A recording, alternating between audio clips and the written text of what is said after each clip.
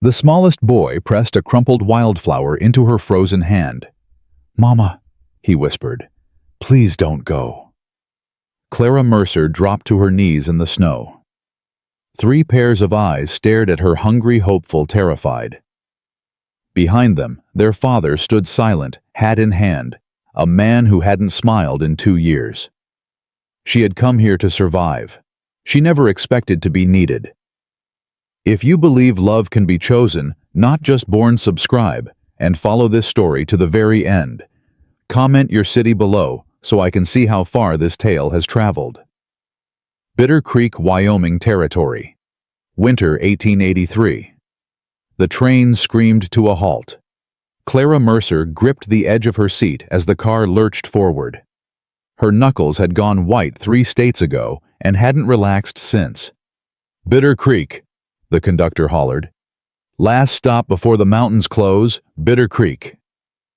She didn't move. A woman across the aisle leaned toward her.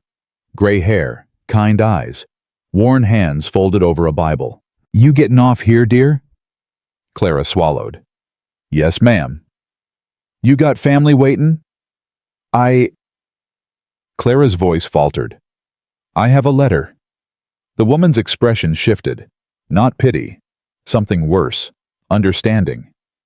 "Mail order?" she asked softly. Clara nodded once. The woman reached over and squeezed her hand. "Then God go with you, child. You're gonna need him." The platform was chaos.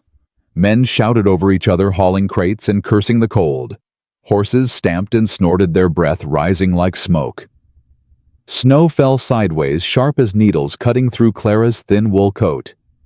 She stepped off the train and immediately stumbled. A man caught her elbow. Rough hands, tobacco breath. "Well, well," he drawled. "What do we have here?" Clara pulled back. "Excuse me." "You lost, sweetheart." Another man appeared beside him. Younger, meaner smile. "Ain't no fancy hotels in Bitter Creek." "I'm not looking for a hotel." "Then what are you looking for?" Clara lifted her chin. "Mr. Elijah Cartwright." Both men went still. Then the younger one laughed, a sharp, ugly sound. "Cartwright, you're here for Cartwright. I have a letter." "Lady." The older man shook his head. "Eli Cartwright ain't sent for no bride. Man barely speaks to his own shadow." Clara's stomach dropped. "There must be a mistake," she said. "The letter was signed?" "I don't care if it was signed by President Arthur himself." The younger man stepped closer. "Cartwright's been a ghost since his wife died. He ain't looking for no replacement." "Then I'll speak with him directly."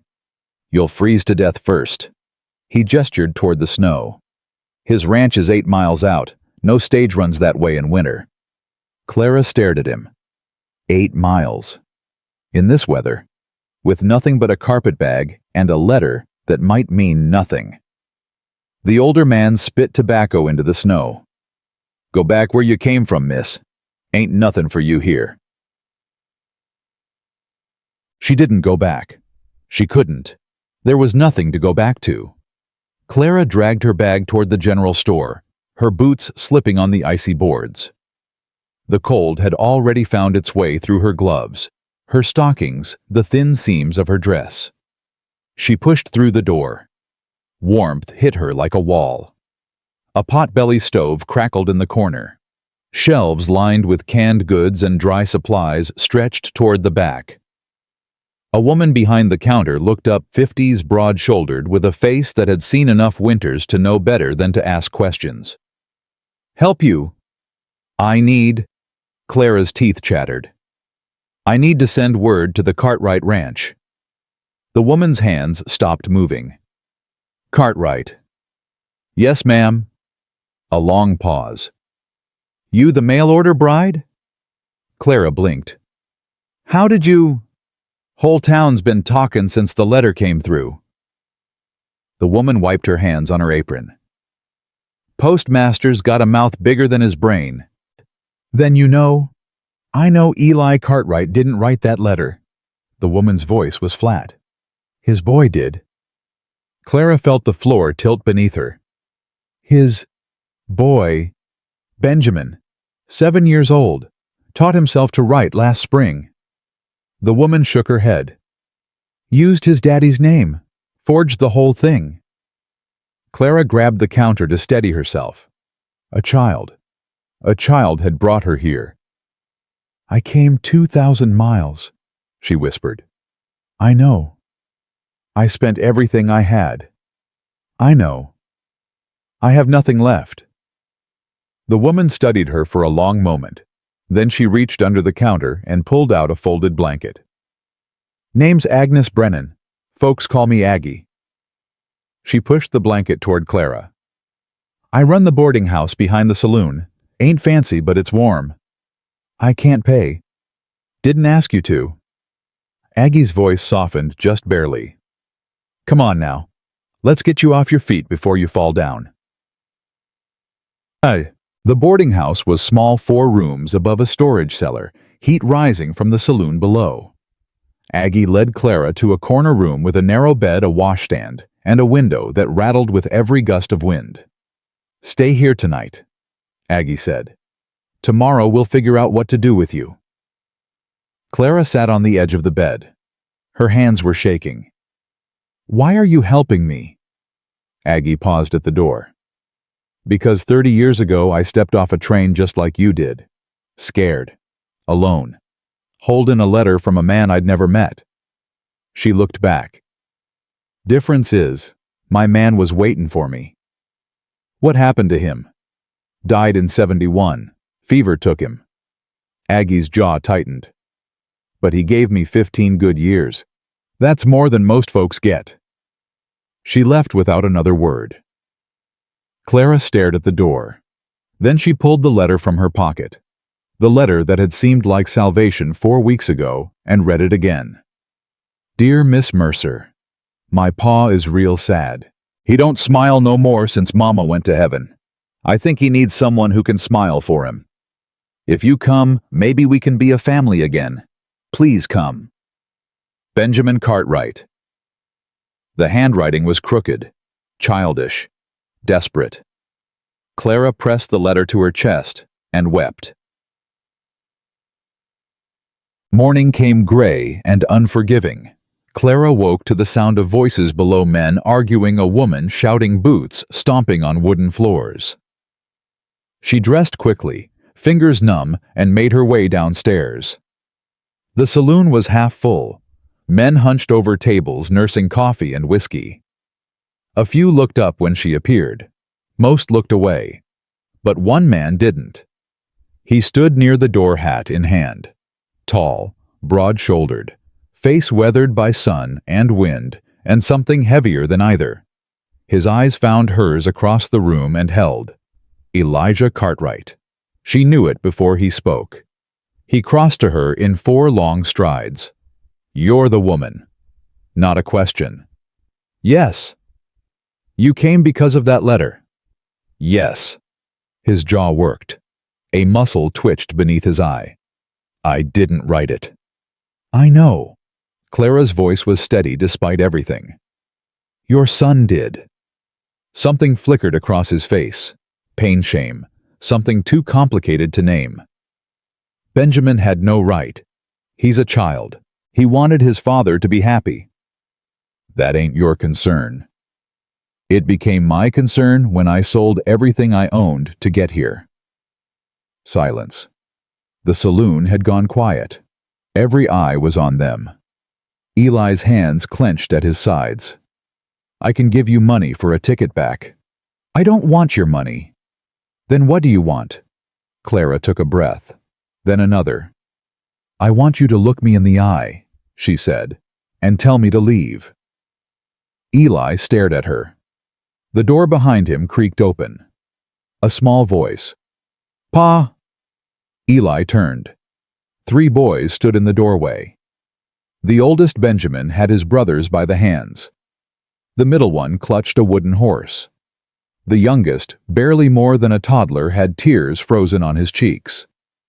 Pa! Benjamin said again. His voice cracked. Is that her? Is that the lady? Eli didn't answer. Clara dropped to her knees. The youngest boy broke away from his brothers and ran, not walked, ran across the saloon floor. He crashed into Clara's arms with a force that nearly knocked her backward. "Mama!" he sobbed. "Mama, mama, mama!" Clara's heart shattered. "Sweetheart!" Her voice broke. "I'm not... Thomas." Eli's voice was rough. "Come here." The boy didn't move. His small fist clutched Clara's coat, his face buried in her shoulder. "Mama," he whispered. "Stay." Benjamin walked forward. His chin trembled, but his eyes were fierce.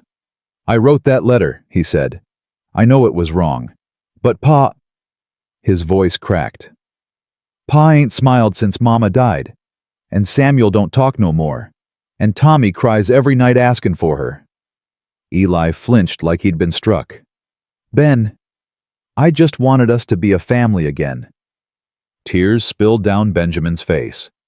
"I just wanted someone to stay." The silence stretched. Every person in that saloon held their breath.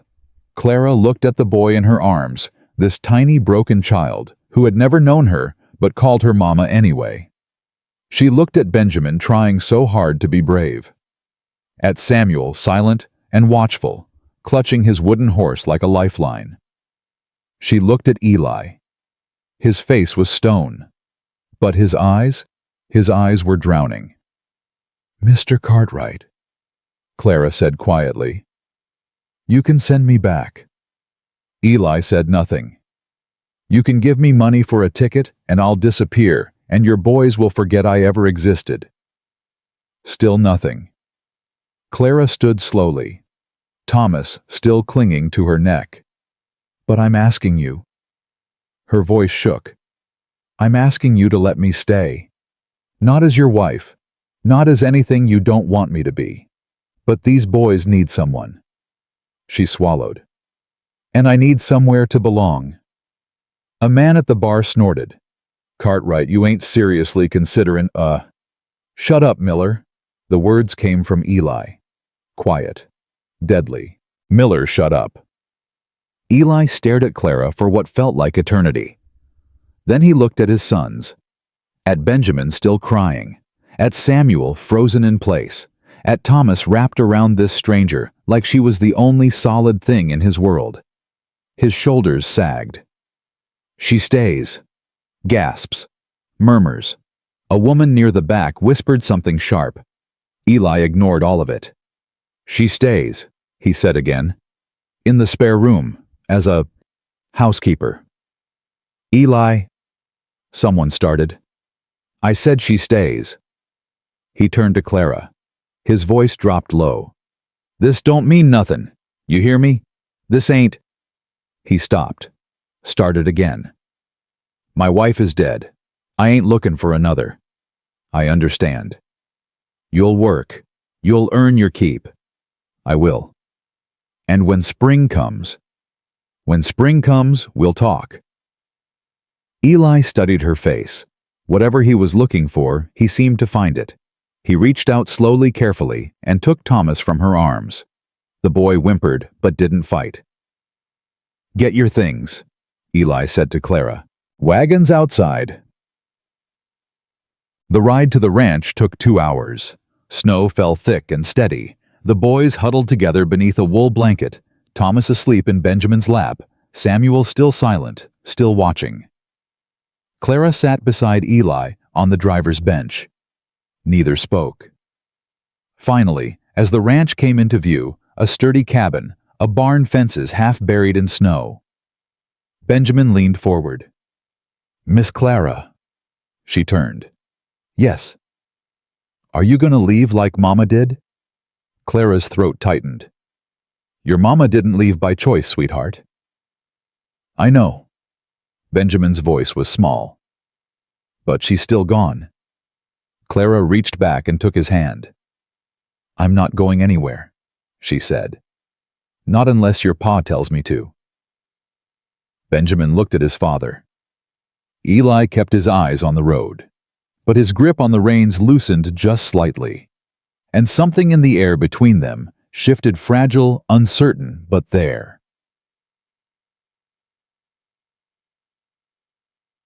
The cabin was cold when they arrived. Eli carried Thomas inside while Clara helped the older boys down from the wagon. The fire had died to embers. Dishes sat unwashed in a basin. Dust covered every surface. This was a house without a woman. Clara rolled up her sleeves. "Benjamin," she said, "show me where the wood is kept." "Ma'am, we're going to need a real fire if we want to survive the night." Benjamin's eyes widened. Then for the first time he smiled. "Yes, ma'am." He grabbed his coat and ran. Samuel stayed behind. He stood in the doorway, wooden horse pressed to his chest, watching Clara with those two old eyes. She knelt down to his level. "You don't have to talk," she said softly. "Not until you're ready." Samuel blinked. "But I want you to know something." She touched his cheek, gentle as snow. "I'm going to take care of you. All three of you.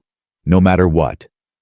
Samuel said nothing, but he stepped forward, wrapped his arms around her neck, and held on tight. Over his shoulder, Clara saw Eli watching from the hallway.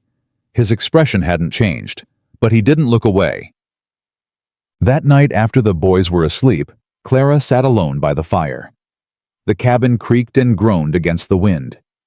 Snow piled against the windows.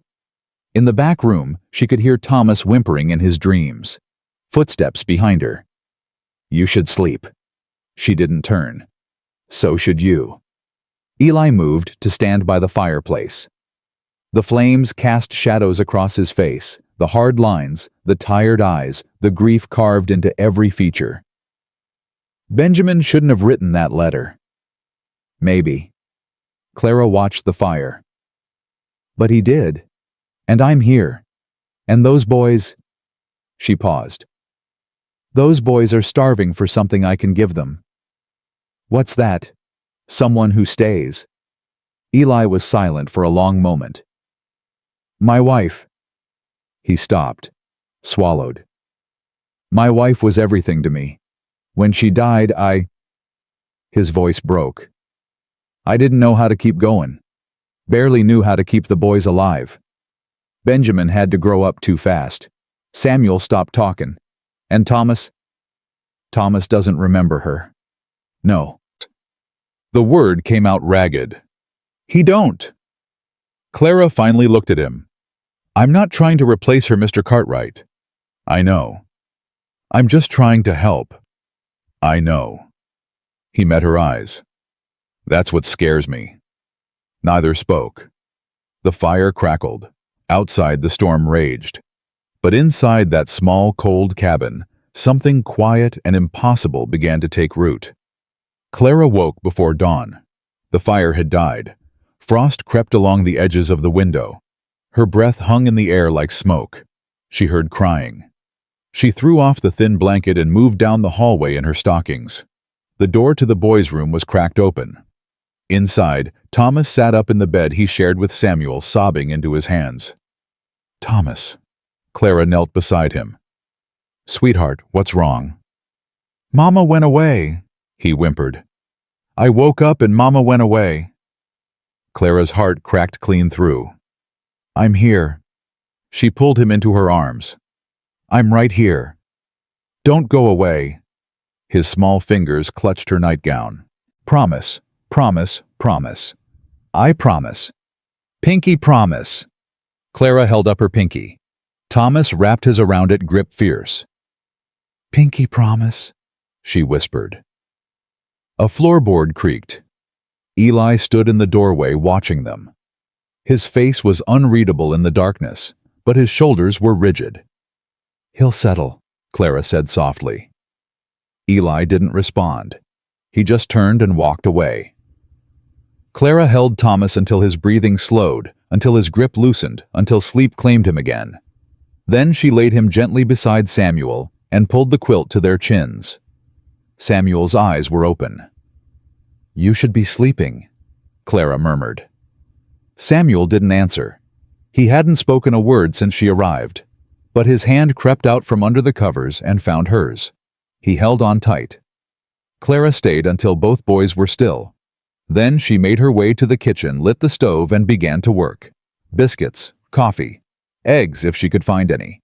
By the time the sun crawled over the ridge, breakfast was ready. Benjamin appeared first, dressed and eager. "You made food." "I did." Clara smiled. "Sit down." "Pa usually just gives us bread and jerky." "Well, Pa's had a lot on his mind." She set a plate before him. "Eat before it gets cold." Benjamin attacked the biscuit like he hadn't seen real food in months. Clara watched him, warmth spreading through her chest despite the chill in the cabin. Eli came in with an armload of firewood. He stopped when he saw the table. "You didn't have to do this." "I know." Clara poured him coffee. "Sit down." He hesitated. "Mr. Cartwright." Her voice was firm. "Your sons need to see their father eat breakfast at a table, like a family." Something flickered in his eyes. Resistance, pain, and beneath it all, the faintest ember of something that might have been hope. He sat down. Thomas and Samuel stumbled in a few minutes later. Thomas climbed straight into Clara's lap and refused to move. "Tommy," Eli's voice was gruff, "let Miss Clara eat." "No." "Thomas." "It's fine." Clara shifted the boy on her knee. "I can manage." They ate in silence. But it was a different kind of silence than the night before. Less brittle, less hollow. Benjamin cleaned his plate twice. Samuel ate slowly, methodically, watching Clara the entire time. Thomas fell asleep against her shoulder before finishing his eggs. When the meal was done, Eli stood. "I need to ride into town," he said. "Check on supplies before the next storm hits." "I'll come with you." "No." Clara raised an eyebrow. "Excuse me. You stay here, with the boys." "Mr. Cartwright, I need to speak with Mrs. Brennan. I left my things at the boarding house." "I'll bring 'em." "I'd rather." I said no. The words came out sharp, final. Clara stared at him. Then understanding dawned. "You don't want me to be seen with you." Eli's jaw tightened. "You're afraid of what people will say." "I'm trying to protect you." "I don't need protecting." "You don't know this town." Clara stood Thomas still in her arms. "I know plenty about small towns, Mr. Cartwright. I know they'll talk whether I hide or not. I know the only way to stop wagging tongues is to give them nothing to wag about." She stepped toward him. "Let me go with you. Let them see I'm not ashamed." "Clara, please." It was the first time she'd used his Christian name. The first time she'd asked him for anything. Eli exhaled through his nose. "Fine." He grabbed his hat. "But you stay close, and you don't speak unless spoken to." "I'll try." "You'll do." Clara smiled despite herself. "Yes, sir." The ride into Bitter Creek was brutal. Wind cut through Clara's coat like it wasn't there. Snow had drifted across the road in places, forcing the horses to slog through chest-high banks. Thomas stayed home with his brothers. Benjamin had promised to watch them, his face solemn with responsibility. Clara kept her eyes forward and her mouth shut. When they reached town, the stares began immediately. A group of women outside the general store stopped talking mid-sentence. A man leaning against the saloon wall stood up straighter. Even the horses at the hitching post seemed to turn and look. Eli climbed down from the wagon and offered Clara his hand. She took it. The whispers started before her boots hit the ground. Shameless. Sleeping under his roof already. Poor Martha must be spinning in her grave. Clara's spine stiffened, but she didn't respond. She simply walked beside Eli toward the store, head high, shoulders square. They were halfway there when a woman stepped into their path. Middle-aged, sharp-featured, dressed in black from collar to hem. Her eyes raked over Clara like she was examining livestock at auction. "Mr. Cartwright." "Mrs. Harlow." "I heard you've taken in a boarder." Housekeeper. Is that what they're calling it now? Eli's hand clenched at his side. Mind your tongue, Caroline. I'm simply concerned for your boys. Mrs. Harlow's smile was thin as paper. Growing up with a strange woman in the house, a woman of questionable background. Clara stepped forward. My background is none of your concern, ma'am. Mrs. Harlow's eyebrows rose. She speaks. She does. Clara met her gaze without flinching. She also reads rights and taught school for 6 years in Virginia. Would you like references? Silence. Someone in the gathering crowd snickered. Mrs. Harlow's face reddened. You think you're clever? I think I'm tired, ma'am. Tired of traveling, tired of cold, and tired of being judged by people who don't know the first thing about me. Clara's voice never wavered. Now, if you'll excuse us, we have supplies to purchase. She walked past Mrs. Harlow without waiting for a response. Eli caught up to her inside the store. His expression was strange, half shocked, half something else entirely. You shouldn't have done that. Probably not. She'll make your life miserable. She was going to anyway. Clara pulled a list from her pocket. Now, do you need flour or cornmeal? Eli stared at her for a long moment. Then impossibly, the corner of his mouth twitched. It wasn't a smile. Not quite. But it was close. They gathered supplies in silence. Clara moved through the store with efficiency, adding items to their basket, calculating costs in her head.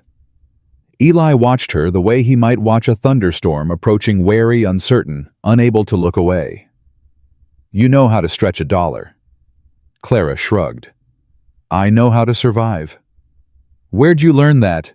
Richmond. She picked up a bolt of fabric, examined it, put it back. After my husband died, his family took everything. The house, the savings, even my wedding ring. Her voice stayed even. I learned to make do with nothing because nothing was all I had. Eli was quiet. I'm sorry. Don't be. Clara met his eyes. It made me stronger. Didn't make it right. No. She almost smiled. But not much in this world is. They paid for their supplies and headed for the door. Outside, the crowd had grown. Clara could feel their stares like heat from a fire. Then she saw him. A man she didn't recognize, young, well-dressed, too clean for this town. He stood apart from the others, watching her with an intensity that made her skin crawl. Mr. Cartwright. She kept her voice low. Who is that man, by the telegraph office? Eli followed her gaze. His whole body went rigid. Trouble. What kind? The kind you don't want. Eli gripped her elbow. Get in the wagon. But now. Clara obeyed, but as they pulled away, she looked back. The stranger was still watching, and he was smiling. The next 3 days passed in a blur of work. Clara scrubbed floors that hadn't been touched in months.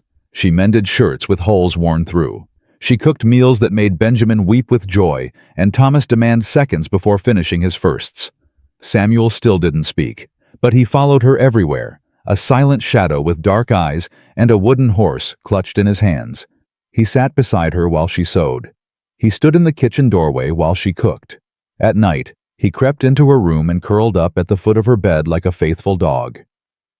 Clara didn't chase him out. Eli noticed, but said nothing. On the 4th morning, Benjamin cornered her in the barn. Miss Clara. Yes, sweetheart. Why'd you come here? Clara set down the feed bucket. Because I got a letter asking me to. But you could have gone anywhere. Benjamin's face was earnest. You could have found a rich man.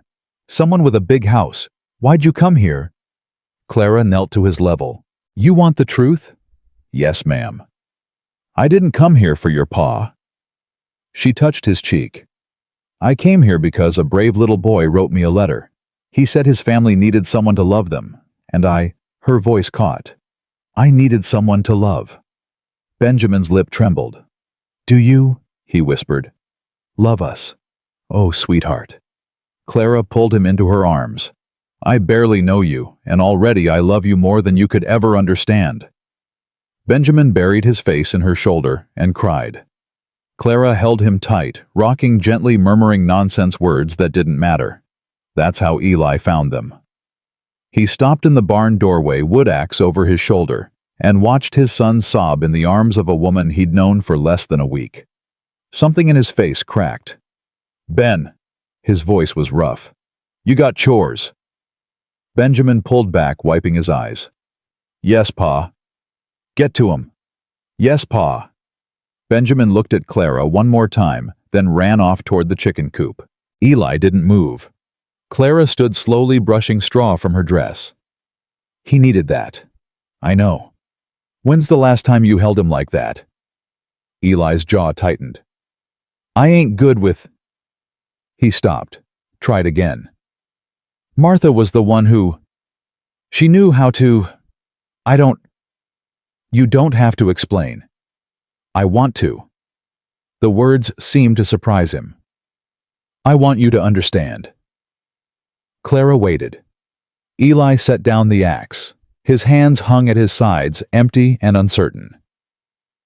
"When she died, it was like someone reached inside my chest and ripped out everything that made sense. I couldn't cry. Couldn't think. Could barely breathe." His voice dropped. "The boys needed me, and I had nothing to give 'em. Still don't most days." "That's not true." "It is." "Eli." Clara stepped toward him. "Those boys worship you. Every time you walk in a room, their eyes light up. Every word you say, they hang on. They don't need you to be perfect. They just need you to be there." "I'm trying." "I know you are." She touched his arm briefly. "That's enough." Eli stared at her hand like he'd forgotten what touch felt like. "Why are you like this?" "Like what kind?" The word came out broken. "After everything. Why are you kind to me?"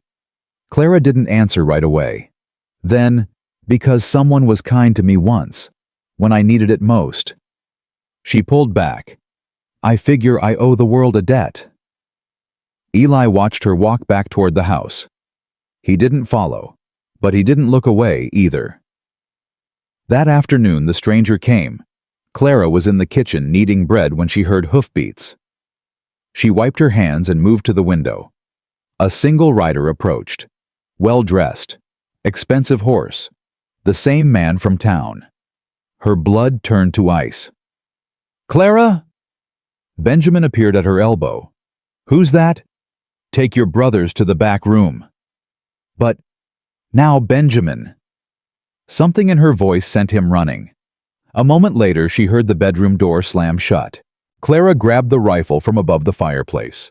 She'd never fired one in her life, but she'd be damned if she'd let anyone know that. The rider stopped in front of the porch. He didn't dismount. "Miss Clara Mercer." Clara stepped outside, rifle at her side. "Who's asking?" The man smiled. It didn't reach his eyes. "My name is Victor Thorne. I represent Mr. Marshall Theodore Whitmore of Baltimore." Clara's heart stopped. "Mr. Whitmore is very concerned about your disappearance." Thorne's smile widened. "He sent me to make sure you're safe." "I'm perfectly safe." "Are you living alone with a stranger and 3 motherless children?" Thorne shook his head. "That doesn't sound safe, Miss Mercer. That sounds precarious." "I don't see how that's any of Mr. Whitmore's business." "Oh, but it is." Thorne reached into his coat and pulled out a folded document. "You see, Mr. Whitmore holds a certain agreement, signed by your late husband's family, an agreement that names him as your legal guardian until such time as you marry." Clara's hands tightened on the rifle.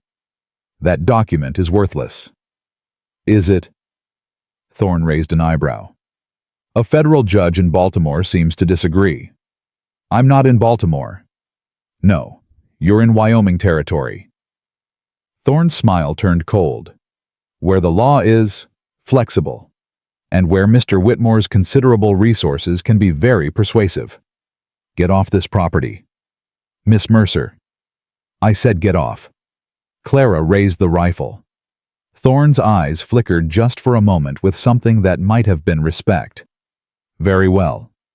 He tucked the document away. But you should know Mr. Whitmore is coming. Personally. He'll be here within the fortnight. He tipped his hat. I suggest you prepare yourself. He turned his horse and rode away. Clara stood on the porch until he disappeared over the ridge. Her hands were shaking. Her legs felt like water. Behind her a voice. Clara. She spun around. Eli stood in the doorway, face pale. Who was that? Clara tried to answer. The words wouldn't come. Clara. Eli stepped toward her. Who was that man? She looked at him, this hard-broken, stubborn man who had taken her in without reason, who watched her sleep from the hallway, who couldn't say 3 kind words but showed kindness in 1,000 silent ways. She told him everything. The words poured out like water from a broken dam. Richmond. Her husband's death. His family's betrayal. Marshall Whitmore, the banker who'd purchased her debt and her freedom like she was property. Her escape. The letter. Her desperate hope that Wyoming would be far enough. Eli listened without interrupting. When she finished, the silence stretched between them like a wound. Then Eli spoke. He ain't taken you. Mr. Cartwright. Eli. His voice was fierce. My name is Eli, and that man ain't taken you anywhere. You don't understand. Whitmore has money, power. I don't care if he's got the president in his pocket.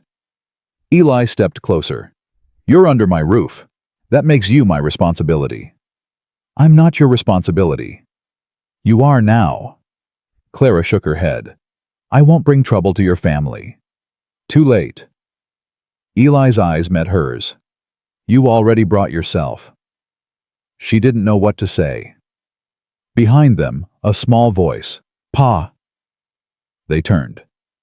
Benjamin stood in the hallway, Samuel and Thomas behind him. All 3 boys were pale.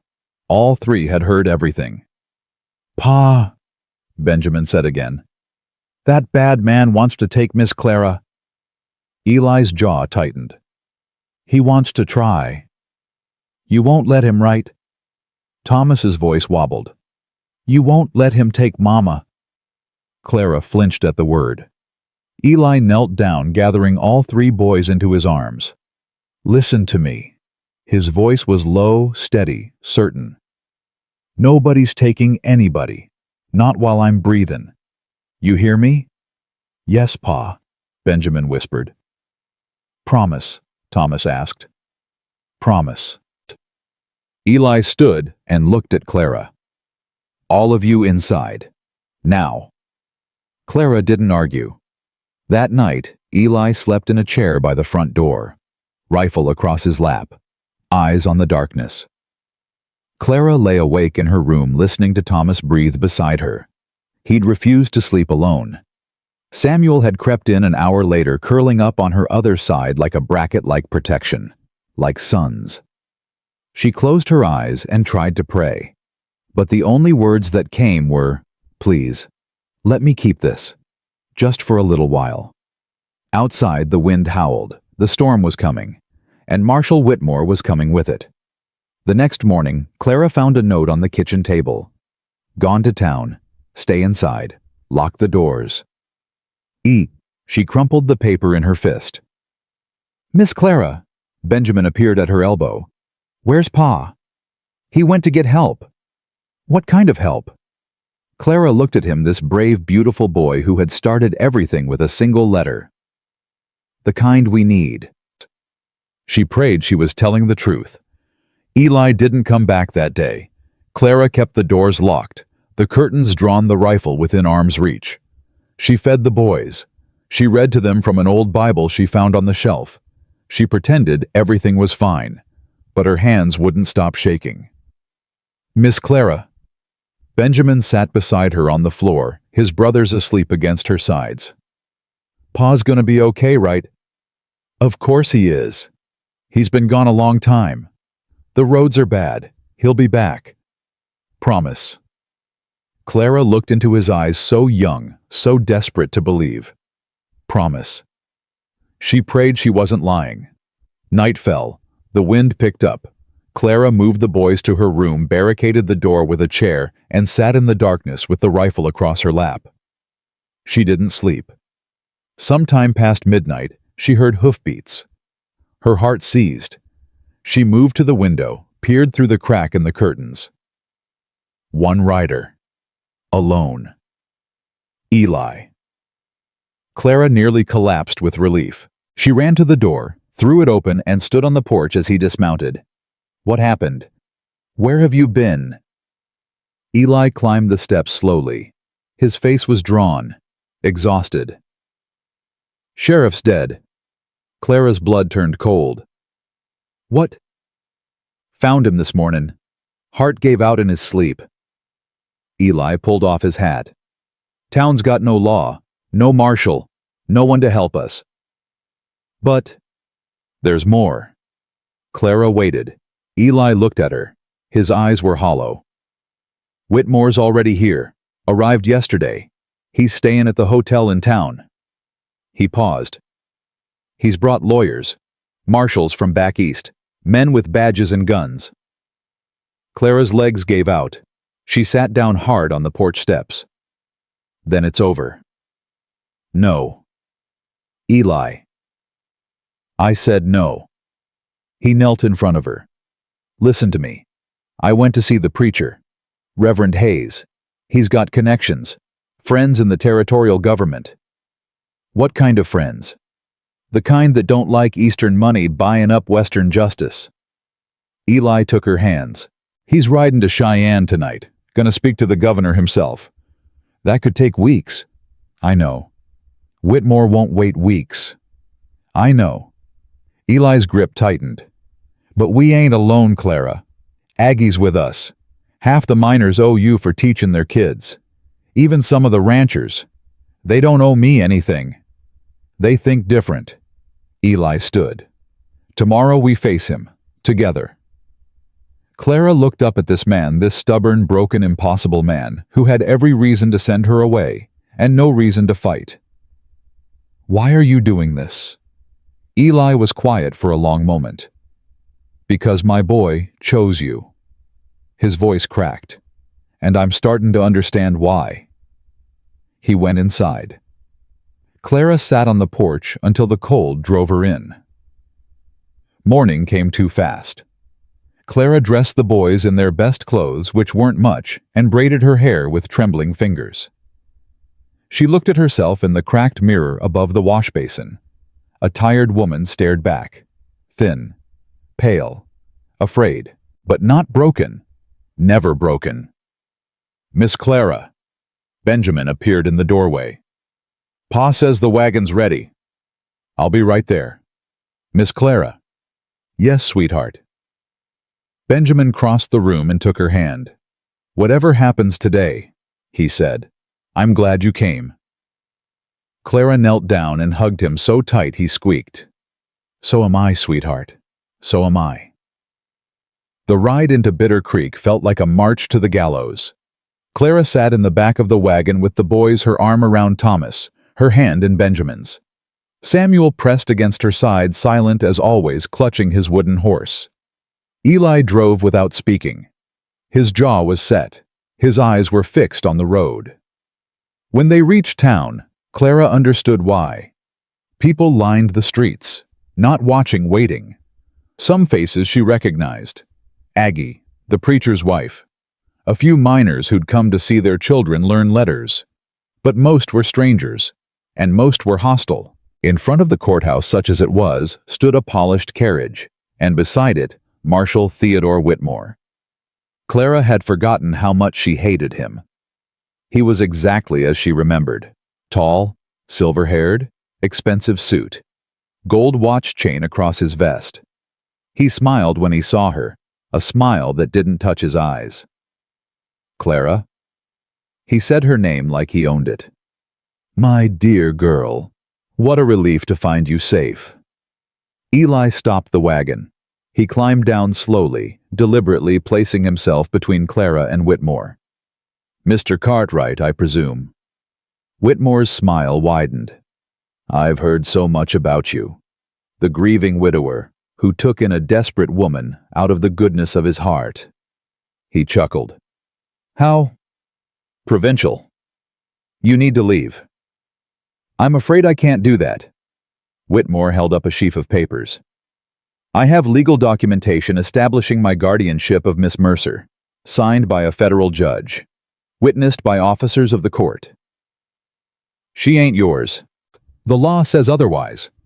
"Then the law is wrong." Whitmore's smile faded. "Be careful, Mr. Cartwright. I've ruined men far more powerful than you for far less. I ain't afraid of you." "No." Whitmore stepped closer. "What about your sons, 3 motherless boys already struggling? What happens to them when I have you arrested for harboring a fugitive, when I seize your land to pay legal fees, when they're sent to an orphanage because their father couldn't control his impulses?" Eli's hands clenched into fists. Clara stepped forward. "Enough." Both men turned.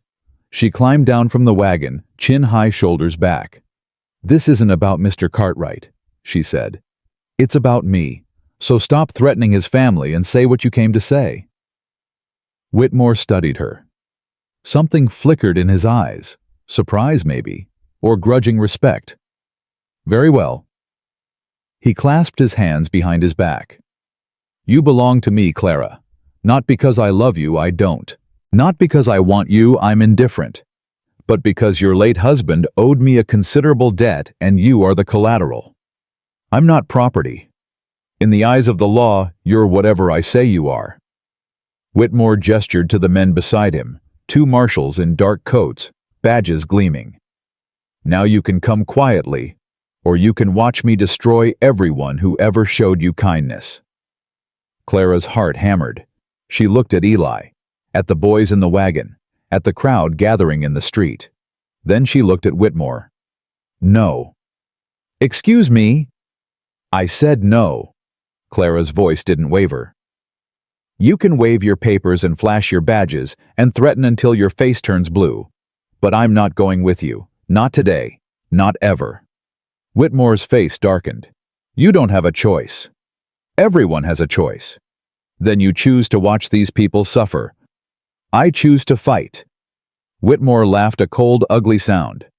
"Fight with what you have nothing. No money, no connections, no power." "She's got us." The voice came from behind. Clara turned. Aggie Brennan stood at the edge of the crowd, arms crossed, face set like stone. Behind her, a group of miners, 20 maybe more, moved forward. "Miss Clara taught our children," one of them said. "First time some of 'em ever held a pencil." "She ain't done nothing wrong," another added. "And we ain't gonna stand by and watch some Eastern dandy drag her off." Whitmore's eyes narrowed. "This is none of your concern." "Hell it ain't." An old rancher pushed through the crowd. "This woman's been here a month and she's done more good than most folks do in a lifetime. You want her? You go through us first." More voices, more people stepping forward. Clara felt tears burning her eyes. "You see," she said to Whitmore, "this is what you don't understand. Money can buy a lot of things, but it can't buy this." Whitmore's face twisted. "Sentiment won't save you, Clara. The law is what we make it." A new voice. Strong. Clear. The crowd parted. Reverend Samuel Hayes walked through Bible in one hand, a sealed letter in the other. "I just returned from Cheyenne," he said. "Had a very interesting conversation with Governor Warren." He held up the letter. "Seems the territorial government takes a dim view of Eastern speculators using federal courts to intimidate Wyoming citizens." Whitmore went pale. "That letter is an official inquiry into your conduct, Mr. Whitmore. Your creative interpretation of guardianship laws. Your use of federal marshals for personal vendettas." Reverend Hayes smiled. The governor was particularly interested in the allegations of bribery. "This is absurd, is it?" The Reverend stepped closer. Because I have witnesses, bank records, testimony from 3 former employees who are very eager to talk. Whitmore's mouth opened, closed, opened again. You can't. I can. I am. Reverend Hayes turned to the marshals. Gentlemen, I suggest you reconsider your position. The governor's men will arrive within the week. Anyone found complicit in Mr. Whitmore's schemes will face territorial charges. The marshals exchanged glances. Then slowly they stepped away from Whitmore. What are you doing? Whitmore hissed. I'm paying you. Not enough. One of them tipped his hat to Clara. Ma'am. They walked away. Whitmore stood alone. Clara watched his face cycle through emotions. Rage, disbelief, fear. The mask of power crumbling to reveal the emptiness beneath. This isn't over, he said. Yes. Clara stepped toward him. It is. You think these people can protect you forever. You think this farmer can give you what you need. He already has. And what's that? Clara smiled. A home. Whitmore stared at her for a long moment. Then he laughed, bitter broken. You'll regret this, Clara. One day you'll wake up in that godforsaken cabin, surrounded by those brats married to that mute fool, and you'll realize what you gave up. Clara didn't flinch. Maybe. She looked back at Eli, at the boys watching from the wagon with wide eyes. But I don't think so. She turned her back on Whitmore. She didn't look back. Whitmore left Bitter Creek that afternoon. Clara watched his carriage disappear over the ridge flanked by the disgraced marshals. She stood on the porch of the general store, arms wrapped around herself against the cold. Eli appeared beside her. You all right? I don't know. She laughed, half sob, half relief. I think so. That took guts. What you did. What we did. She looked at him. I couldn't have done it alone. Eli was quiet for a moment. Then, I never met nobody like you, Clara Mercer. Is that good or bad? I ain't decided yet. She laughed again, a real laugh this time. Eli almost smiled. Come on, he said. Boys are waitin'. Let's go home. Home. The words settled into Clara's chest like warmth. Yes, she said. Let's. The wagon ride back was different. Benjamin talked nonstop about the confrontation, the miners, the Reverend's letter. Thomas fell asleep in Clara's lap, exhausted from the excitement. Samuel sat quietly, but his hand never left Clara's sleeve. Eli drove in silence, but it was a comfortable silence now. Easy. When they reached the ranch, Clara climbed down and lifted Thomas into her arms. I'll put him to bed. Eli nodded. She was halfway to the door when his voice stopped her. Clara. She turned. Eli stood by the wagon, hat in hand, looking at her with an expression she couldn't quite read. What you said to Whitmore, he began. About having a home. Yes. He struggled with the words. Did you mean it? Clara looked at him. This man who had taken her in without reason, fought for her, without obligation, stood beside her without expectation. Yes, she said. I meant it. Eli nodded slowly. Something shifted in his face. Something that might have been hope. Good, he said. That's good. He turned back to the horses. Clara smiled and went inside. That night, after the boys were asleep, Clara sat by the fire. The cabin felt different now. Warmer. Safer. The shadows didn't seem as deep. Footsteps behind her. You should be sleepin'. So should you. Eli sat down across from her, stretching his legs toward the hearth. Can I ask you something? Of course. That man Whitmore. You really weren't gonna go with him? No. Even if we'd lost? Clara considered the question. When I came here, she said slowly. I was running. Running from my past. From my fear. From everyone who ever told me I wasn't good enough. She paused. But when I stood in that street today, surrounded by people who barely knew me, but were willing to fight for me anyway, I realized I wasn't running anymore. What were you doing? Standing. She looked at him. For the first time in my life, I was standing my ground. Eli was quiet. Martha was like that, he said finally, stubborn as a mule, wouldn't back down from nothing. You loved her. More than breathin'. I'm not trying to replace her. I know. Eli's voice softened. But maybe there's room for something new, something different. Clara's heart stuttered. What are you saying? Eli stood, walked to the mantel, stared at the photograph that sat there, a woman with kind eyes and a gentle smile. I'm saying that my boy wrote a letter, he said, and maybe he knew something I didn't. Eli. He turned to face her. I ain't good with words, Clara. Never have been. But I know what I feel. And I know that when I look at you with my boys, when I see them smile again, hear them laugh again. His voice cracked. I feel like maybe things could be okay. For the first time since she died, I feel like maybe I could be okay. Clara stood slowly. I feel it too. They stood there, the fire crackling between them, close enough to touch, but not touching. What do we do now? Clara whispered. Eli took a breath. We take it slow, day by day. See where this goes. And if it goes somewhere good, then we'll figure it out together. Clara smiled. I'd like that. Eli nodded. For a moment it looked like he might say more. Instead, he reached out and brushed a strand of hair from her face, gentle, careful, like she might break. Good night, Clara. Good night, Eli.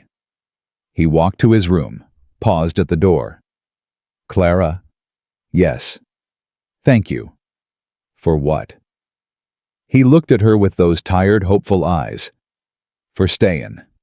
Then he was gone. Clara stood by the fire until it burned to embers. Something was changing, something she couldn't name. But for the first time since she could remember, she wasn't afraid. The next morning, Samuel spoke. Clara was in the kitchen making breakfast when she felt a tug at her sleeve. She looked down. Samuel stood there, wooden horse in hand, dark eyes fixed on her face. Miss Clara. Her heart stopped. Samuel. She knelt down, hands trembling. You spoke. I want to ask you something. Anything, sweetheart. Anything. Samuel's face was solemn, too old for his years. Are you going to marry Pa? Clara's breath caught. We haven't talked about... Because if you do, Samuel interrupted, you'll be our real mama, and then you can't ever leave. Tears spilled down Clara's cheeks. Oh, Samuel. I don't want another mama who leaves. His voice broke. The first one left and it hurt so bad. I don't want to hurt like that again. Clara pulled him into her arms. I'm not going anywhere, she whispered. I promise. I pinky promise. Pinky promises are for babies. Then I heart promise. She pulled back and pressed her hand to his chest. With my whole heart. I will never, ever leave you. Samuel stared at her. Then he threw his arms around her neck and held on like she was the only solid thing in the world. I love you, Miss Clara. 3 words. 3 impossible words. Clara closed her eyes and let the tears fall. I love you too, sweetheart. More than you'll ever know. Eli found them like that, Clara on the kitchen floor. Samuel in her arms, both of them crying. He didn't ask questions. He just knelt down beside them, wrapped his arms around both of them, and held on. Benjamin and Thomas appeared in the doorway. Without a word, they ran forward and piled onto the group, small arms reaching, voices overlapping. Group hug. Don't squish me. Pa, you're too heavy. Clara laughed through her tears. This was family. Not the family she'd planned for, not the family she'd expected, but the family she needed, and maybe, just maybe, the family that needed her too. That evening, Eli asked her to walk with him. They left Benjamin in charge, a responsibility he accepted with tremendous gravity, and made their way to the ridge behind the barn. The sun was setting. The sky blazed orange and pink. Eli stopped at a small iron fence, inside a single headstone. Martha Ann Cartwright, 1855 to 1881. Beloved wife and mother. Clara's heart ached. She was 26, Eli said quietly. Same age as you. How did she die? Childbirth. His voice was hollow. Baby didn't make it either. A girl. We were going to call her Rose. Clara reached for his hand. I'm so sorry. I blamed myself for years. Still do some days. If I'd gotten the doctor faster. If I'd been there instead of out in the fields. He stopped. But blamin' don't bring nobody back. No, it doesn't. Eli turned to face her. I brought you here because I want you to know her. Or know about her, at least. He paused. If we're gonna build something, you and me, I need you to understand that she'll always be part of it. I wouldn't expect anything else. You mean that... Eli. Clara squeezed his hand. I'm not trying to erase her. I'm not trying to take her place. But I can honor her memory by loving her sons, by caring for the family she left behind. She looked at the headstone. I think she'd want that. Eli was quiet for a long moment. Then he reached into his pocket and pulled out something small. Round. Gold. A ring. Clara's breath caught. This was hers, Eli said. She wanted her boy's mama to wear it someday. She made me promise. His hand shook. I ain't asking you to marry me, not yet. It's too soon and we barely know each other. But I'm asking. I'm asking if you'll stay, really stay. Not just as a housekeeper, as part of this family. Clara looked at the ring, at Eli, at the grave of the woman who had loved him first. Yes, she whispered. Yes. Eli slipped the ring onto her finger. It fit perfectly. Neither of them spoke. They didn't need to. They stood together in the fading light, hands intertwined, two broken people finding something whole. Behind them, three small faces watched from the cabin window. And somewhere above, perhaps a woman named Martha smiled. The ring felt strange on Clara's finger. Not wrong, just unfamiliar. She caught herself touching it throughout the day, while cooking, while reading to the boys, while staring out the window at the snow-covered fields. A week had passed since Whitmore left. A week since Samuel spoke. A week since Eli had given her a promise she still didn't fully understand. Miss Clara. Benjamin tugged at her sleeve. You're burning the biscuits. Clara spun around. Smoke curled from the oven. Damnation. You said a bad word. Don't tell your pa. Too late. Eli's voice came from the doorway. What's burning? Nothing. Clara yanked the pan from the oven, wincing as heat seared through the thin towel. Everything's fine. Eli raised an eyebrow, but didn't comment. He crossed to the table and sat down, pulling Thomas onto his lap. Town's talking, he said. Clara's stomach tightened. About what? Us.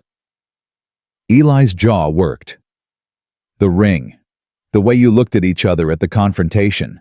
Folks are asking questions. What kind of questions? The kind that need answers.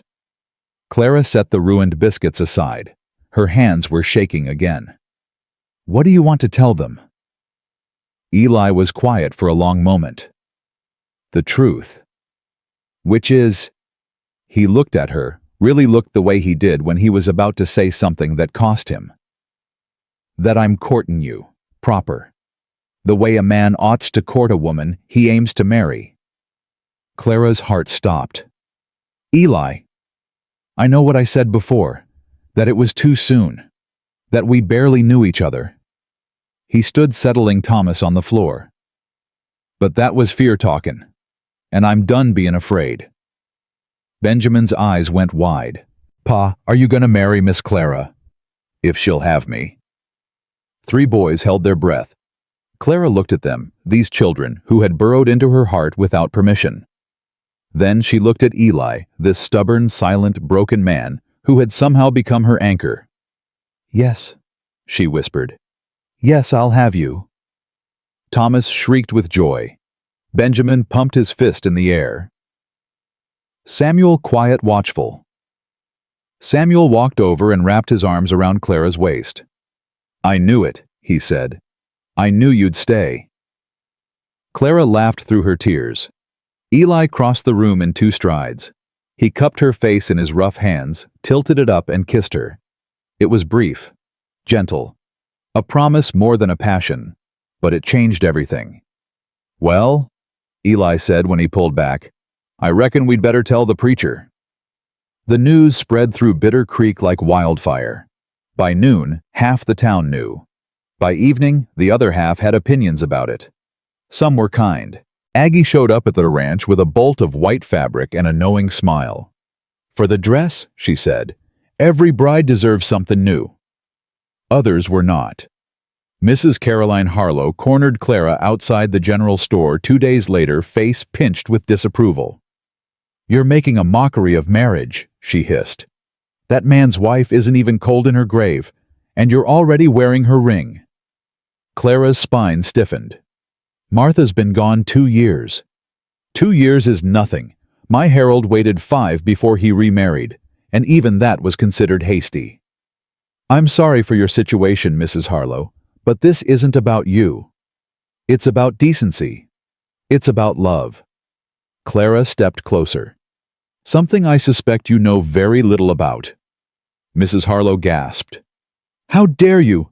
I dare because I'm tired. Clara's voice was steady despite her pounding heart. Tired of being judged by people who don't know me. Tired of defending my right to be happy. Tired of pretending that the opinions of bitter old women matter more than the well-being of 3 children who need a mother.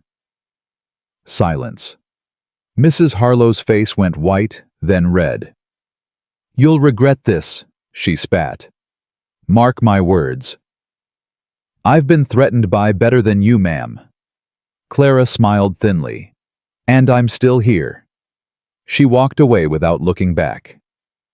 That night, Clara couldn't sleep. She lay in bed staring at the ceiling, listening to the wind howl outside. Something was wrong. She could feel it in her bones, a premonition she couldn't name. Footsteps in the hallway. She sat up. Clara? Eli's voice rough with sleep. You all right? I don't know. He appeared in the doorway, silhouetted by the dying fire in the main room. Bad dream. I haven't slept. Eli crossed to the bed and sat on the edge. His hand found hers in the darkness. What's troubling you? Clara hesitated. Do you believe in premonitions? Can't say I do. I can't shake this feeling, like something bad is coming. Eli was quiet. Whitmore? Maybe, or something else. She squeezed his hand. I'm scared, Eli. I've never been this happy, and I keep waiting for it to be taken away. Hey. He cupped her face. Look at me. She did. Whatever comes, he said, we face it together. You hear me together. Promise?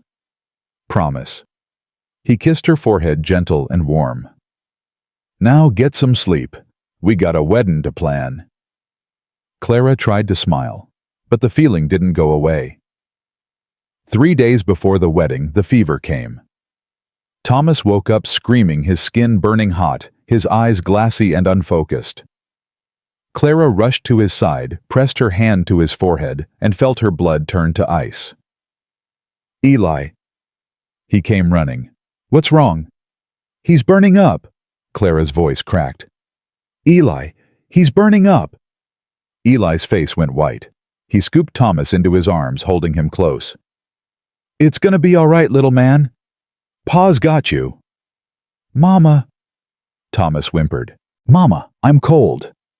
Clara grabbed blankets, piled them on, but nothing helped. The fever raged. Thomas shivered and sweated and cried. We need a doctor, Clara said. Nearest one's in Cheyenne, 3 days' ride. Then we send for him. Clara. Send for him. Eli stared at her. Then he nodded. Ben, wake up and saddle my horse. Benjamin appeared, rubbing his eyes. Pa. What's happening? Your brother's sick. I need you to be brave. Is Tommy gonna die? Clara's heart shattered. No, she said firmly. No, he's not. But I need you to help me, Benjamin. Can you do that? Yes, ma'am. Good boy. She knelt down. Get me cold water from the well, as much as you can carry. Benjamin ran. Eli pulled Clara aside. I'm riding to town. Sheriff might know someone closer, a midwife, a healer, anyone. Go. Will you be all right? Clara looked at Thomas, still crying in the bed. At Samuel standing frozen in the doorway with tears on his cheeks. At Benjamin struggling through the door with a bucket of water. I'll hold this family together until you get back, she said. That's what mothers do. Something flickered in Eli's eyes. Gratitude, love, fear, all tangled together. He kissed her hard. I'll be back before dawn. Then he was gone. The night was endless. Clara bathed Thomas's forehead with cold water. She held him when he cried. She sang every lullaby she knew, even the ones she'd forgotten the words to. Benjamin sat beside her, holding his brother's hand. Miss Clara. Yes, sweetheart. This is how Mama died, isn't it? She got sick and then she went away. Clara's throat tightened. Your mama had a different sickness. This is just a fever. People get better from fevers all the time. Promise. She wanted to promise. God, she wanted to. I'm going to do everything I can, she said instead. Everything. Benjamin nodded slowly. I believe you. Sometime around midnight, Samuel crawled into Clara's lap. I'm scared, he whispered. I know, sweetheart. I'm scared too. Is it okay to be scared? Clara pressed her lips to his hair. It's okay to be anything. Scared. Angry. Sad. The important thing is that we don't let those feelings stop us from doing what needs to be done. What needs to be done? Taking care of each other. Clara looked at all 3 boys, one burning with fever, 2 trembling with fear. That's what families do. Samuel was quiet for a long moment. I'm glad you came, Miss Clara. So am I, sweetheart. Even if Tommy, he's going to be fine. Clara made her voice firm, certain. He's going to be fine because we're going to make him fine. Understand? Samuel nodded. Now. Clara shifted, settling Samuel beside Benjamin. I need more water, cold as you can get it. Can you boys help me? They scrambled to their feet. Clara turned back to Thomas. His breathing was shallow. His skin was on fire. Don't you dare, she whispered. Don't you dare leave me. I just found you. Eli returned at dawn. He wasn't alone. Clara heard hoofbeats, multiple hoofbeats, and rushed to the window. Eli rode in front. Behind him came Aggie Brennan, and behind her, an old woman Clara didn't recognize. Clara! Eli burst through the door. This is Dolly Sutter. She's a healer. Been tending folks in these parts for 40 years. The old woman pushed past him, surprisingly spry for her age. Where's the child? Clara led her to Thomas. Dolly bent over him, pressing her gnarled hand to his forehead, his neck, his chest. She pulled back his eyelids, checked his tongue, listened to his breathing. Lung fever, she said finally. Caught early. He'll live. Clara's legs gave out. Eli caught her before she hit the floor. "Easy," he murmured. "Easy. I've got you." "He'll live." That's what she said. Clara burst into tears. She couldn't help it. The fear, the exhaustion, the relief.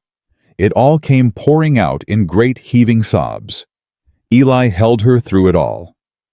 Benjamin and Samuel appeared in the doorway. "Miss Clara." Benjamin's voice was tremulous. "Is Tommy going to be okay?" Clara pulled back, wiping her face. "Yes," she said. "Yes, he's going to be okay." Both boys launched themselves at her. For a long moment, they just held each other, all four of them, while Dolly worked on Thomas, and Aggie made coffee in the kitchen. "I thought we were going to lose him," Benjamin whispered. "So did I." "But we didn't." "No." Clara kissed the top of his head. "We didn't." Samuel looked up at her with those two old eyes. "You saved him, Miss Clara." "I just did what needed doing." "That's what mamas do," Samuel said. "You said so yourself." Clara's heart cracked open. "Come here," she said, and pulled them both close again. Over their heads, she met Eli's eyes. He was crying too.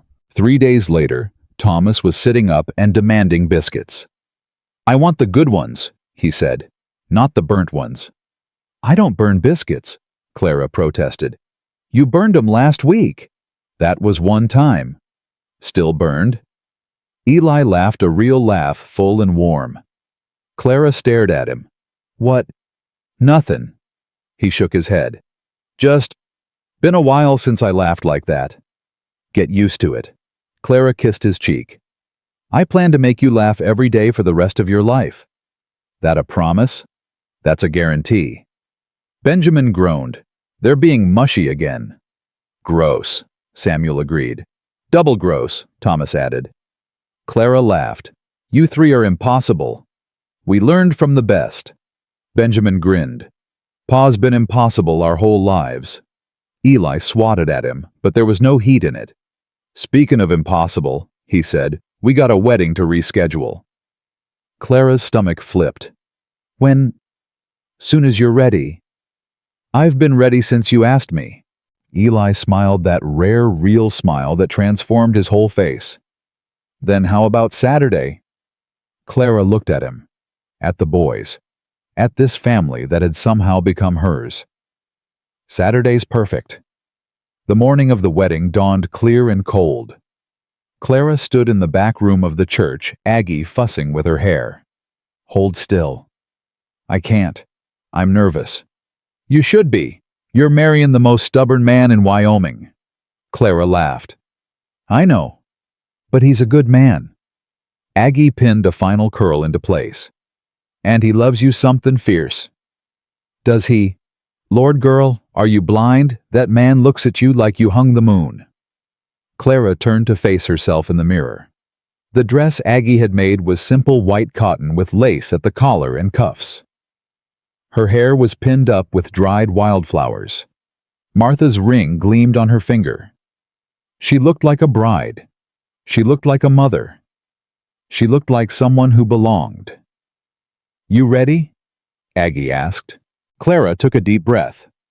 "I've been ready my whole life." The church was packed. Clara walked down the aisle alone. No father to give her away, no family to stand beside her. But she didn't feel alone. Benjamin stood at the front, holding the rings on a small pillow. Samuel and Thomas sat in the first pew, scrubbed clean and fidgeting. And Eli stood at the altar, hat in hand, eyes fixed on her, like she was the only person in the room. The Reverend spoke words Clara barely heard. Something about love and commitment and the sanctity of marriage. She was too busy looking at Eli, too busy memorizing the lines of his face, the way his hands trembled as he took hers. "Do you, Elijah Samuel Cartwright, take this woman?" "I do." The Reverend blinked. "I haven't finished the question." "Don't need to." "I do." Laughter rippled through the congregation. Clara smiled. "And do you, Clara Josephine Mercer, take this man?" "I do." The Reverend sighed. You two are meant for each other. Yes, sir. Eli squeezed her hands.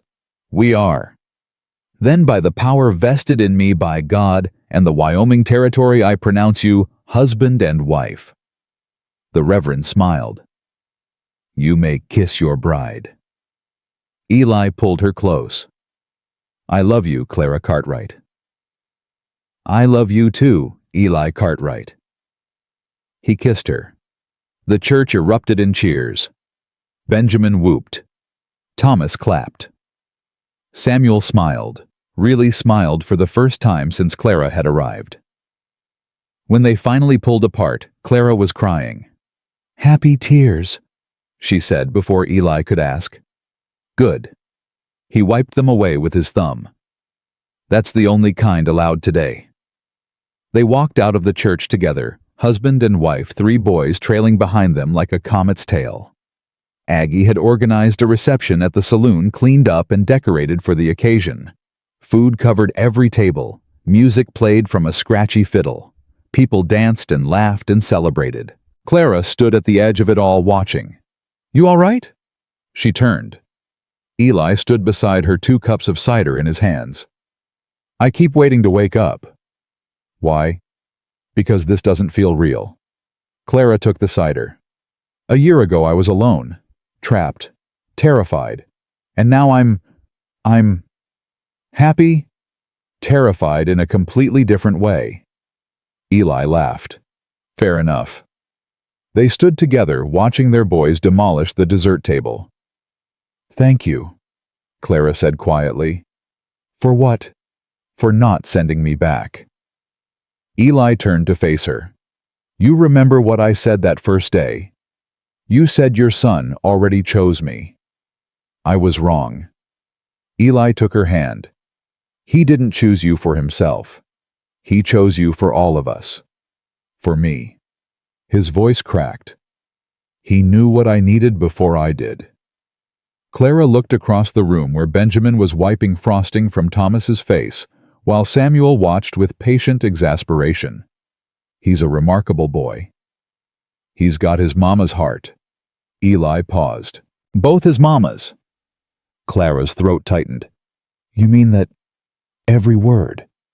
She leaned into him, resting her head on his shoulder. I'm going to make you so happy, Eli Cartwright. Already do. Happier then. Impossible. Watch me. He kissed the top of her head. Every day, Clara, for the rest of my life. That night, after the celebration ended and the boys were asleep, Clara and Eli sat together on the porch. The snow had stopped. The stars blazed overhead. The world was silent and cold and beautiful. What are you thinking? Eli asked. Clara considered the question. I'm thinking about letters. Letters. The letter that brought me here. The letter Benjamin wrote. She smiled. A 7-year-old boy changed my entire life with a few crooked sentences. He's got a gift. He has his father's stubbornness. And his mother's heart. Eli pulled her closer. You've changed him, you know. Changed all of us. For better. What do you think? Clara looked back at the cabin, the warm light spilling from the windows, the smoke curling from the chimney, the 3 sleeping boys inside. I think I finally understand what home means. Eli kissed her forehead. Welcome home, Clara Cartwright. She smiled against his shoulder. It's good to be here. Later that night, long after Eli had fallen asleep, Clara crept out of bed. She walked to the window and looked out at the snow-covered fields, at the mountains in the distance, at the stars scattered across the sky like diamonds on velvet. She pressed her hand to the cold glass. Thank you, she whispered to no one in particular. To Martha, maybe. To God. To Benjamin, who had started it all. Thank you for letting me belong. The wind answered with silence. But somewhere in that silence, Clara felt something shift. A blessing, perhaps. An acceptance. A promise that this fragile, beautiful thing she had found would last. She went back to bed curled against Eli's warmth and slept without dreams. For the first time in her life, she had nothing to run from, and everything to stay for. Spring came slowly to Bitter Creek. The snow melted in patches, revealing brown grass and muddy roads. The creek behind the ranch thawed and began to flow again, carrying winter away one drop at a time. Clara stood at the kitchen window watching her boys chase each other across the yard. Her boys. Even after 3 months of marriage, the words still felt like a miracle. "You're smiling." She turned. Eli leaned against the doorframe, arms crossed, watching her with that quiet intensity she'd grown to love. "I'm happy." "Good." He crossed the room and wrapped his arms around her from behind. "You deserve happy." "So do you." "I got you. That's all the happy I need." Clara leaned back into him. "Eli." "I need to tell you something." His arms tightened. "What's wrong?" "Nothing's wrong." She turned to face him. "Nothing's wrong at all. Then why do you look like you're about to cry?" Clara took his hand, pressed it against her stomach. "Because I am."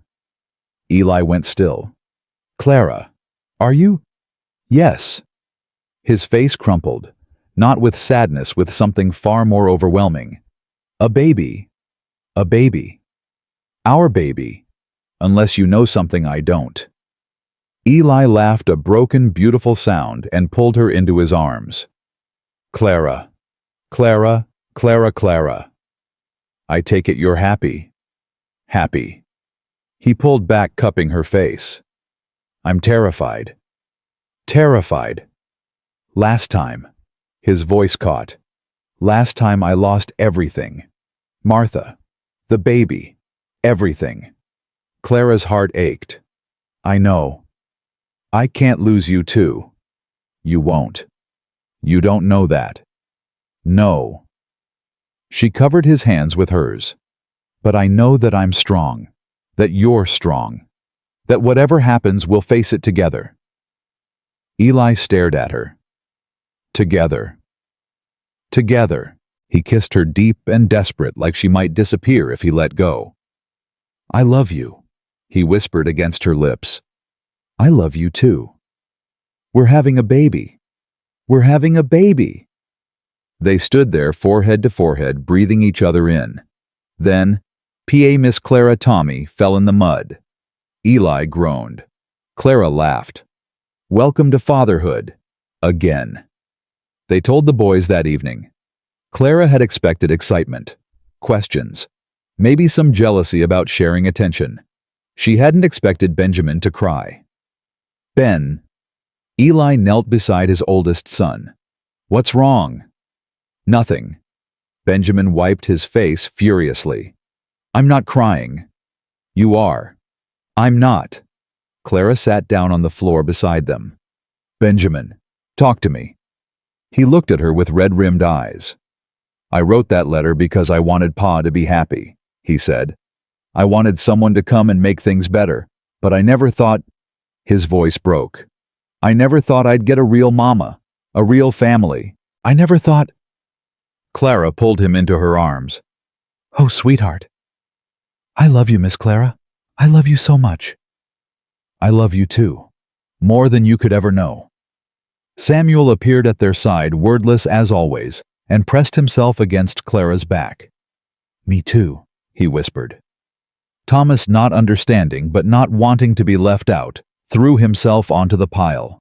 Group hug. Eli watched them, his wife, his sons, his family, and felt something shift in his chest. Not pain, not grief, peace. "Pa." Benjamin looked up. "Are you crying?" "No." "You are." "Shut up, Ben." Clara laughed through her own tears. "We're all crying. It's allowed." "Gross," Thomas declared. "Very gross." Samuel agreed. But neither of them let go. The months passed quickly. Clara grew rounder. The boys grew taller. Eli grew softer, not in body but in spirit. He smiled more, laughed more.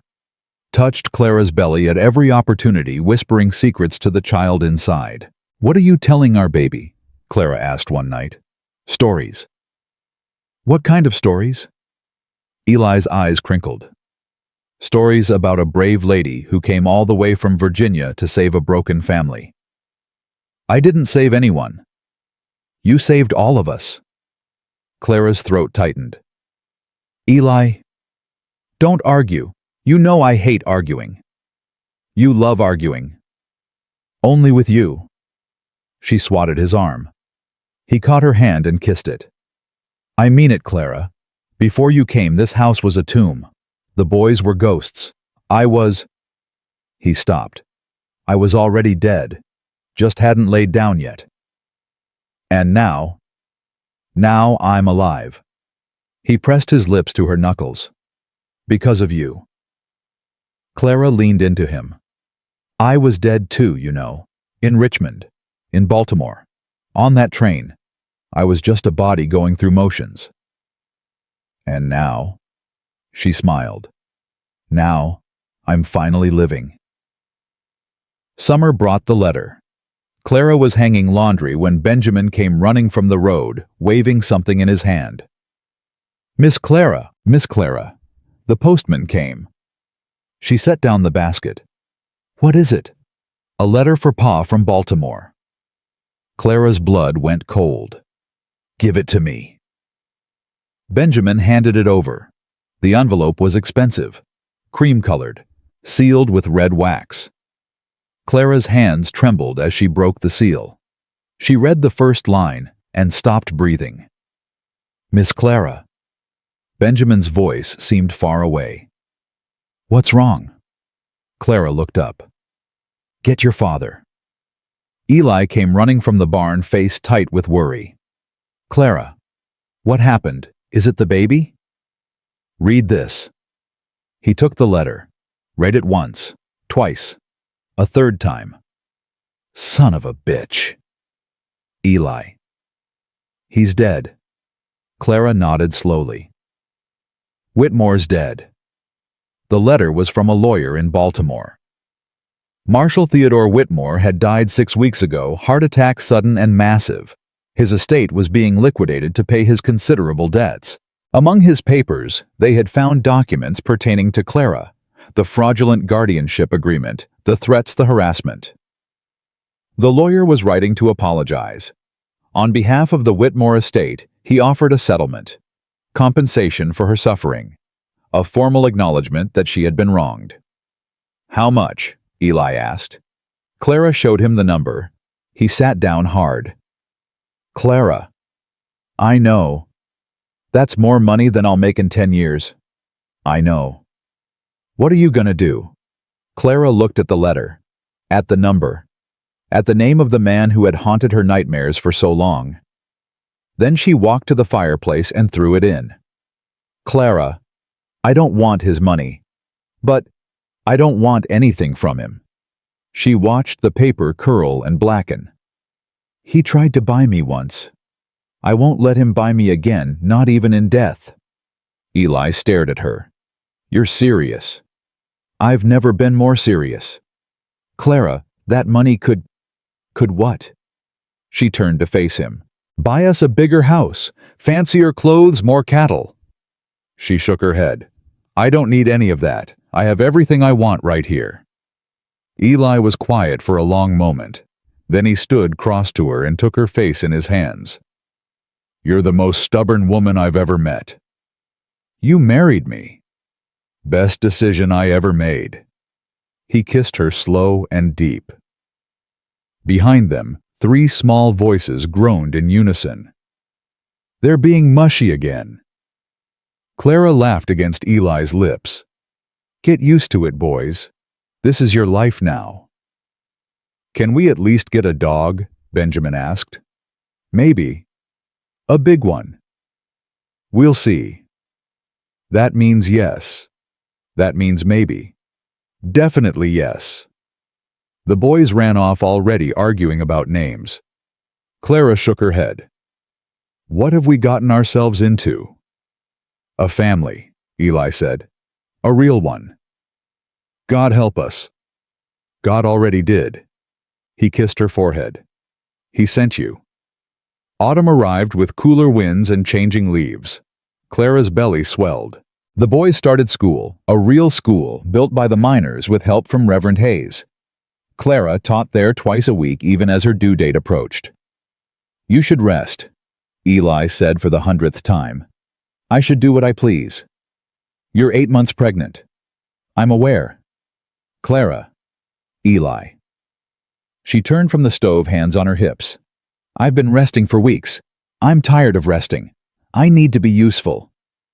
You're growing a human being. That's useful. It's boring. Eli laughed despite himself. Fine. But if you go into labor in the middle of a spelling lesson, then Benjamin can deliver the baby. He's been reading medical books. That's terrifying. He's very thorough. That's more terrifying. Clara smiled and returned to her cooking. Eli watched her, this woman who had transformed his life with nothing but stubbornness and love. Clara. I want to show you something.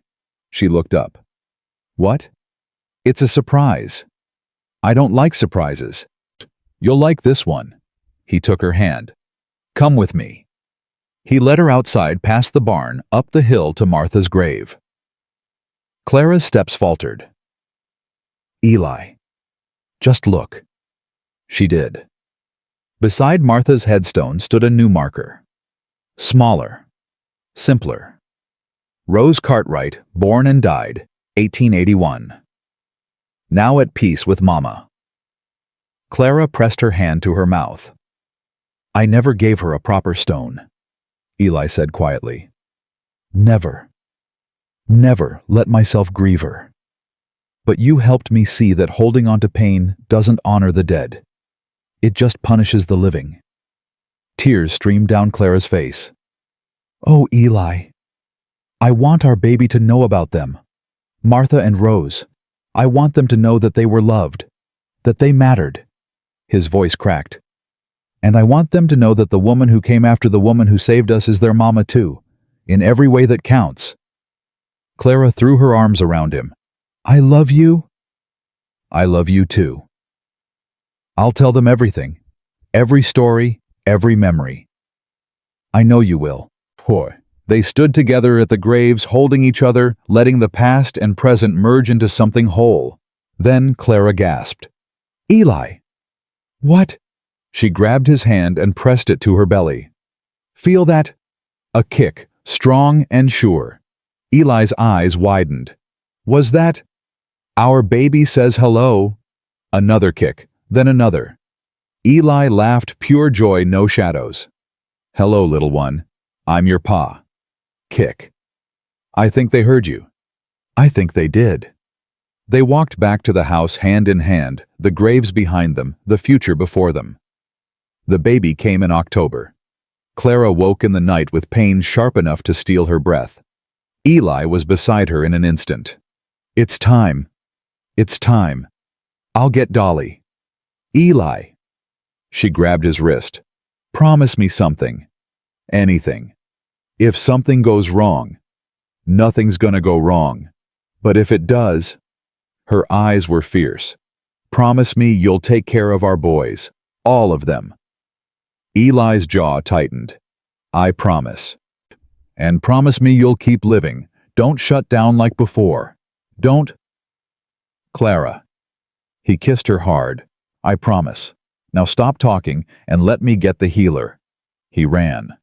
The next hours were a blur of pain and effort and fear. Dolly arrived. Aggie came behind her. The boys were sent to the barn with strict instructions to stay put. Clara pushed and screamed and prayed. And then finally, a cry. It's a girl, Dolly announced. Healthy lungs on this one. Clara collapsed against the pillows, sobbing with relief. Let me see her. Dolly placed the baby in her arms, red-faced, squalling perfect. Hello, little one. Clara's voice shook. I'm your mama. The baby stopped crying, blinked up at her with unfocused eyes. She knows your voice, Dolly said. She does. Clara touched the tiny nose, the tiny fingers. the tiny toes. "She's beautiful." "She's you," Eli said from the doorway. His voice was raw. "She's got your stubborn chin." Clara laughed through her tears. "Come meet your daughter." Eli crossed the room slowly like he was approaching something sacred. He sat on the edge of the bed and looked down at the baby with wonder. "Hey, sweetheart." His voice cracked. "I'm your pa." The baby yawned. "I think she's bored already," Clara said. "She's tired, just like her mama." Eli kissed Clara's forehead. "Thank you." "For what?" "For living, for fighting, for giving me—" He stopped overcome. "For giving me everything." Clara leaned her head against his shoulder. "What are we going to name her?" Eli was quiet for a moment. "What about Rose?" Clara's heart stuttered. "Are you sure?" "Martha would have wanted it." He touched the baby's cheek. "This little girl is a second chance, for all of us. Seems fitting she should carry that name forward." Clara looked at her daughter, this impossible miracle born from loss and love. "Rose," she whispered. "Rose Martha Cartwright." "Perfect." The door burst open. "Can we see? Can we see?" Benjamin tumbled in Samuel and Thomas behind him. "Quietly," Eli warned. "Your sister's sleeping." "Sister?" Benjamin crowded the bed. "We got a sister." "She's tiny," Samuel observed. "She looks like a potato," Thomas declared. "Thomas?" Clara tried to sound stern, but couldn't manage it through her laughter. "A pretty potato," Thomas amended. "That's better." The boys gathered around, staring at their new sister with expressions ranging from awe to suspicion. "Can I hold her?" Benjamin asked. Clara shifted the baby carefully into his arms. "Support her head." "I know. I read the books." Benjamin looked down at Rose with fierce protectiveness. "I'm gonna take care of you," he whispered. "Just like I took care of Pa. That's what big brothers do." Clara's eyes burned. "You're going to be a wonderful big brother, Benjamin." "I know." He grinned. "I've had practice." 1 year later. The ranch had grown. 2 new horses in the barn. A bigger chicken coop. A room added onto the cabin for Rose, who had grown from a squalling newborn into a curious, demanding toddler. Clara stood on the porch watching her children play. Benjamin, now 9, was teaching Samuel to rope a fence post. Thomas chased chickens in circles, giggling wildly. Rose toddled after him, falling and getting up and falling again with stubborn determination. "She's got your spirit," Eli said, coming to stand beside her. "Poor thing. Best thing that ever happened to her." Clara smiled. "Do you ever think about it, how close we came to missing all this?" "Every day." If Benjamin hadn't written that letter, if you hadn't answered it, if Whitmore had arrived a day earlier, if Tommy hadn't gotten sick, we'd be nothing to each other. Eli shook his head. "No, I don't believe that." "You don't?" "I believe some things are meant to be." He pulled her close. "I believe you and me, we were always going to find each other, one way or another." "You're getting sentimental in your old age." "I'm getting wise." "Same thing." He laughed and kissed her temple. "Ma!" Benjamin called. "Tommy's eating chicken feed again." Clara sighed. "Duty calls." "Go save our son." "Which one?" "All of them." She kissed him quickly and walked down the steps. Eli watched her go, this woman who had arrived on a train with nothing but a bag and a letter. This woman who had fought for a place in his home, his family, his heart. This woman who had saved him without ever trying to. "Hey, Clara." She turned. "Yes, I love you."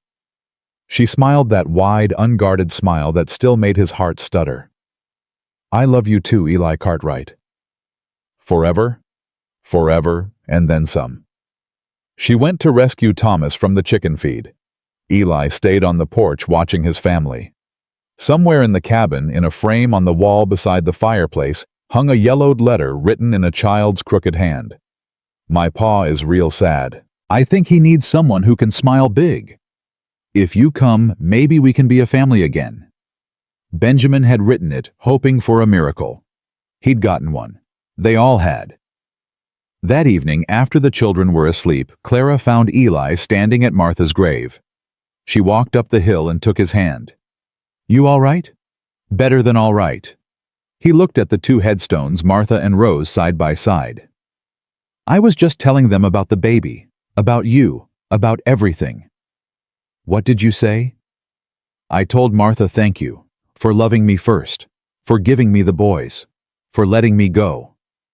His voice was rough. And I told her I finally understood what she meant. What she meant. Right before she died, she made me promise something. Clara waited. She said, find someone to love them, Eli. Find someone who'll stay. He turned to face her. I didn't understand then. I thought she was just scared, desperate, but she knew. Knew what? That I couldn't do it alone. That the boys needed more than I could give them.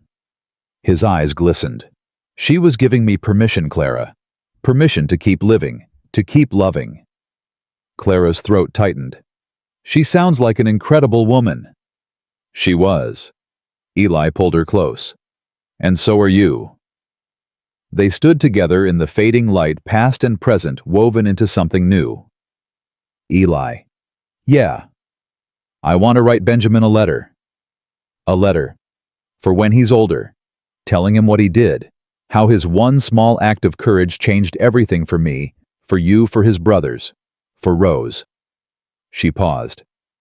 I want him to know that he was the hero of this story, not me, not you, him. Eli smiled. That's a good idea. Will you help me write it? Always. They walked back to the cabin hand in hand. The letter would wait until morning. Tonight, there were children to tuck in, stories to tell, love to share. Clara paused at the door. Eli. We made it. He looked at her, this woman who had become his whole world. We did. Through everything, the fear, the doubt, the threats, the sickness, all of it. All of it, she smiled. Was it worth it? Eli pulled her into his arms. Every single moment. He kissed her under the stars in front of the home they'd built, surrounded by the family they'd chosen. And somewhere in a frame on the wall, a letter from a brave little boy waited proof that love can be written into existence one word at a time. Benjamin had asked for someone to make his father smile. He got a mother instead. He got a family. He got a future. And Clara Mercer. Clara Cartwright got something she'd never dared to dream. A place to belong. A reason to stay.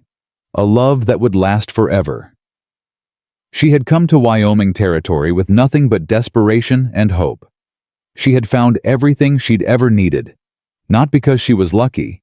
Not because she was saved. But because she chose to stay when every voice told her to run. Because she fought when fighting seemed impossible. Because she loved when loving felt too dangerous. She stayed. And in staying, she found home. That was the truth of Clara Cartwright's story. That was the gift she would pass to her children. That was the legacy of one crooked letter written by a 7-year-old boy who believed love could fix what was broken. He was right. Love could fix anything. Love had fixed everything. And in the end, that was the only truth that mattered. If this story touched your heart, if you believe that love can be written into existence, and families can be chosen as much as born, then you understand what we're building here. Hit that subscribe button and join our Wild West Love Stories family. There are more tales of dusty roads and devoted hearts waiting just down the trail. And remember, sometimes the greatest adventures begin with a single letter and the courage to answer it.